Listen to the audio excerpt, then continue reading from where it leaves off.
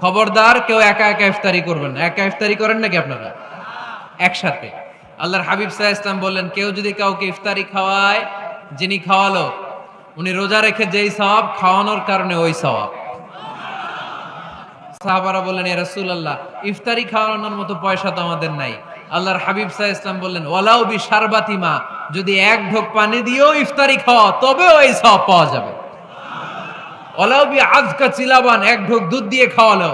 ওয়ালাউ বি তামরা, একটা খেজুর দিয়ে ইফতারি করালো, এই সওয়াব। সুবহানাল্লাহ পড়েন।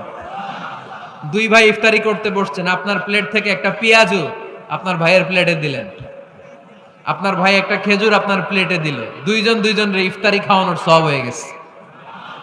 সুবহানাল্লাহ কইতে পারলেন না? পারবেন? পারবেন সবাই? একসাথে খাবেন না আলাদা?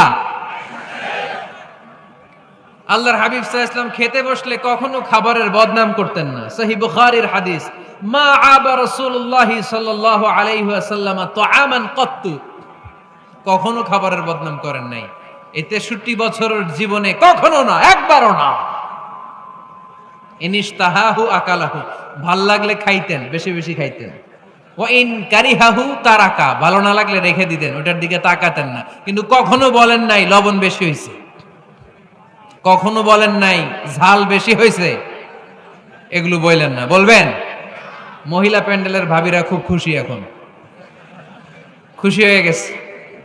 ভাবিদেরকে বলবো, আপনারাও আপনাদের সর্বোচ্চটা দিয়ে ভাইয়ের জন্য রান্না করেন, যাতে ভাইয়ের খেতে কষ্ট না হয়, ঠিক কি না? চেক এন্ড ব্যালেন্সের দরকার আছে না নেই? Islam is check and balance, very balanced religion, খুবই ভারসাম্যপূর্ণ জীবন ব্যবস্থা। খাবারের বদনাম করবেন না। খাবেন, খাওয়ার শেষে শুকরিয়া করবেন কার? আচ্ছা, কয়টা গেল? কয়টা গেল? আরো জোরে বলেন। মাশাআল্লাহ। 5 নাম্বার, ঘরে কোরআন তেলাওয়াত করবেন।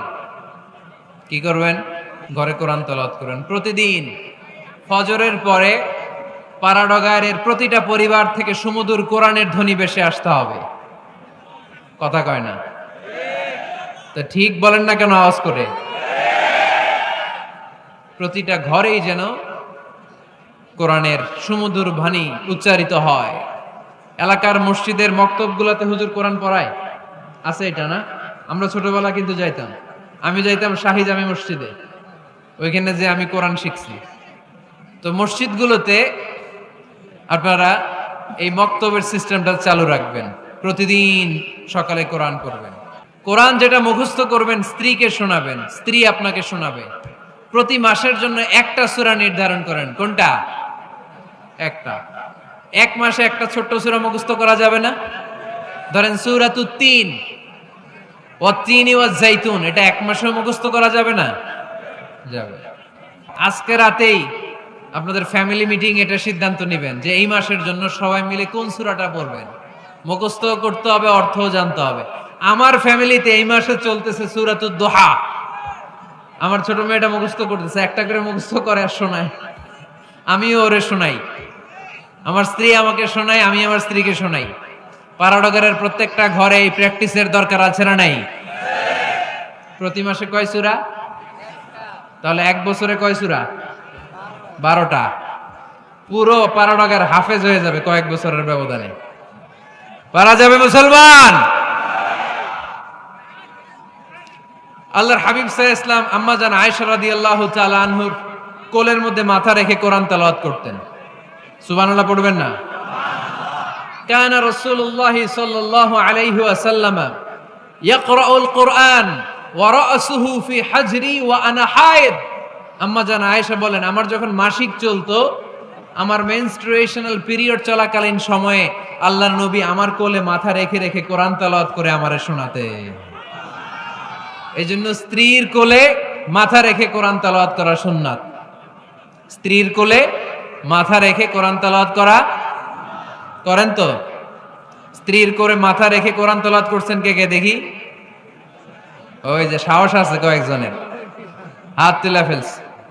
মাশাআল্লাহ, মাশাআল্লাহ। হ্যাঁ, স্ত্রীর কোলে মাথা রেখে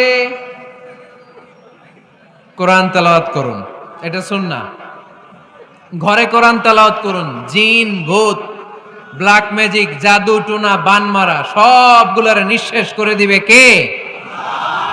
এজন্য আল্লাহর হাবিব সাল্লাল্লাহু আলাইহি ওয়াসাল্লাম বলতেন, সহিহ মুসলিমের বর্ণনা, লা তাজআলু বুয়ুতাকুম মাকাবিরা, তোমরা তোমাদের ঘরগুলোরে কবর বানিয়ে রেখো না। ফা ইন্নাল লা তাজআলু বুয়ুতাকুম মাকাবিরা, তোমরা তোমাদের ঘরগুলোরে কবর বানিয়ে রেখো না।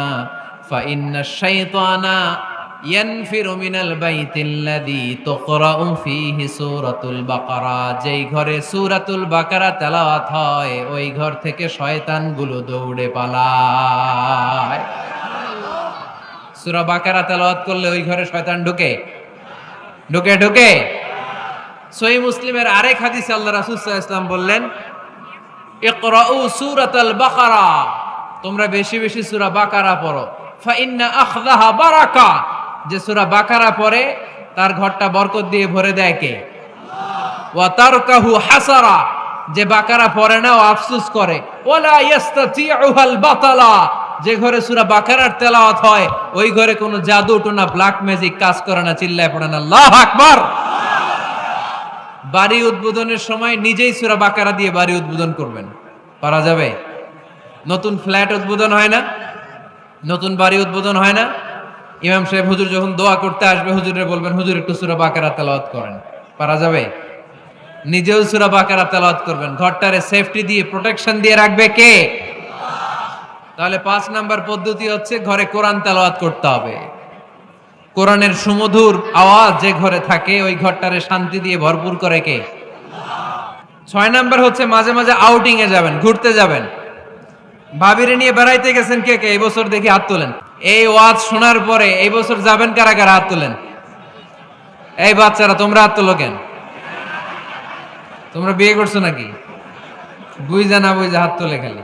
মাঝে মাঝে আউটিং এ যাবেন, বেড়াতে যাবেন, এটা সুন্নাহ। কোরআন আর সুন্নাহ ছাড়া একটা কথা মিজানুর রহমান আজহারী বানায় বলেন না, ঠিক কি না? যেটাই বলবো এটার পরে দলিল হিসেবে কোরআনের আয়াত, নয় সহিহ বুখারীর রেফারেন্স, নয় সহিহ মুসলিমের রেফারেন্স, নয় সুনানে তিরমিজির রেফারেন্স, নয় সুনানে আবি দাউদের রেফারেন্স, অথবা ইবনে মাজার রেফারেন্স, কিংবা সহিহ ইবনে হিব্বান, মুস্তাদরাকে হাকিম, মুসান্নাফ ইবনে আবি শাইবা, একটা না একটা রেফারেন্স দিবই। বানায় কোনো কথা এই কোরআনের মঞ্চে চলতে দেয়া যাবে না। চিল্লায় বলি ঠিক কি না? আপনারা সচেতন হইলেই বক্তারা সোজা। আপনারা যদি বলেন হুজুর মন গড়া কিছু বলবেন না, কিচ্ছা কাহিনী উল্টা পাল্টা শোনাবেন না, যেটা বলবেন পক্ষে কোরআনের দলিল দিয়ে বলবেন, ঠিক কি না? তাহলেই বাংলাদেশ সোজা হয়ে যাবে। বক্তারা যদি সোজা, বাংলাদেশও সোজা, ঠিক কি না? আর বক্তা করে সোজা রাখতে পারে জনগণ, ঠিক কি না? কোরআন সুন্নাহর বাইরে আজগবি কোনো কথা আমরা শুনতে চাই না। আউটিং এ যাবেন, আউটিং, ফ্যামিলি ট্যুরে যাবেন, দলিল দিচ্ছি দাঁড়ান। ফ্যামিলি ট্যুর, সবচেয়ে ভালো ফ্যামিলি ট্যুর হচ্ছে উমরা ট্যুর। কিসের ট্যুর? যদি সামর্থ্য থাকে মাঝে মাঝে উমরায় যান। উমরায় গেলে আপনার অর্থনৈতিক অবস্থাকে সচ্ছল করে দিবে কে? নতুন বিয়ে করেছো, হাজবেন্ড ওয়াইফ, আপনাদের হানিমুনটা মক্কায় করে আসেন, বরকত দিবে কে? তাহলে জীবনটা শুরুই হবে আল্লাহকে সেজদে দেওয়ার মধ্য দিয়ে। আওয়াজ করে বলতে হবে, ঠিক কি না? শ্বশুর মশাই জামাইরে গিফট দিতে চান, উমরার প্যাকেজ গিফট দিবেন আজকে থেকে, পারা যাবে? ওই যে পোলাপাইন খুশি হাততালি দেয়। উমরায় যান, উমরায় ঘুরতে যান। ঘুরলে ঘুরলে পৃথিবী দেখা যায়, দৃষ্টিভঙ্গি পরিবর্তন হয়, ব্রড মাইন্ডেড হয় মানুষের মন, চিন্তার দিগন্ত হয় প্রসারিত, ন্যারো মাইন্ডেড থাকে না লোকজন। এজন্য মাঝে মাঝে ঘুরবেন।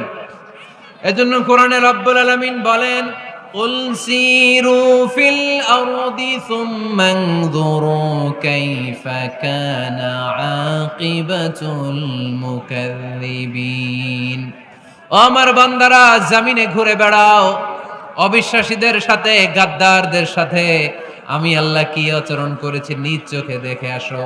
আপনি যদি মিশরে যান তাহলে মিশরে ফেরাউনের লাশ আছে না নাই? কারুনের বাড়ি আছে না নাই? আপনি যদি জর্ডানে যান ওখানে ডেড সি, মৃত সাগর। দলিল কি? স্ত্রীকে নিয়ে যে বেড়াতে যাবেন, দলিল সহিহ বুখারীর হাদিস, ইদা আরাদা রাসূলুল্লাহ সাল্লাল্লাহু আলাইহি ওয়াসাল্লাম সাফারান আকরা বাইনা আজওয়াজি, আকরা বাইনা আজওয়াজি ফাআইয়াতুহুন্না খারাজা ইসমুহা খারাজা বিহা। আল্লাহর হাবিব সাল্লাল্লাহু আলাইহি ওয়াসাল্লাম যখন সফরে বেরোতেন 11 জন স্ত্রীর নাম লিখে তিনি লটারি করতেন। লটারিতে যার নাম আসতো তাকে নিয়ে বিশ্বনবী সফরে চলে যেতেন। সুবহানাল্লাহ। এত আসতে আল্লাহর হাবিব সাল্লাল্লাহু আলাইহি ওয়াসাল্লামের 11 জন স্ত্রী ছিল, সবাইরে নিয়ে তো আর যাওয়া যাবে না। এই লটারিটা জায়েজ, এই লটারি জায়েজ। 11 জনের নাম লিখে, এটাকে আরবিতে বলে, বুখারীর ভাষায় কুরআ। আরবিতে কি বলে? কুরআ। ইদা আরাদা, আম্মা জান আয়েশার বর্ণনা, সহিহ বুখারীর হাদিস, ইদা আরাদা রাসূলুল্লাহ সাল্লাল্লাহু আলাইহি ওয়াসাল্লাম সাফারান আকরা বাইনা আজওয়াজিহি ফাআইয়াতুহুন্না খারাজা সাহমুহা খারাজা বিহা। 11 জন স্ত্রীর নাম লিখে তিনি লটারি করতেন, লটারিতে যার নাম আসতো তাকে নিয়ে বিশ্বনবী সফর করতে চলে যেতেন। সুবহানাল্লাহ। সফরের মধ্যে রাত্রিবেলায় বিশ্বনবী মরুভূমিতে তাঁবু টাঙাতেন, আম্মা জান আয়েশার সাথে বিনোদনমূলক কার্যক্রম করতেন, হাসি ঠাট্টা করতেন, দৌড়াদৌড়ি করতেন, খেলাধুলা করতেন। সুবহানাল্লাহ পড়েন। দৌড়াদৌড়ি।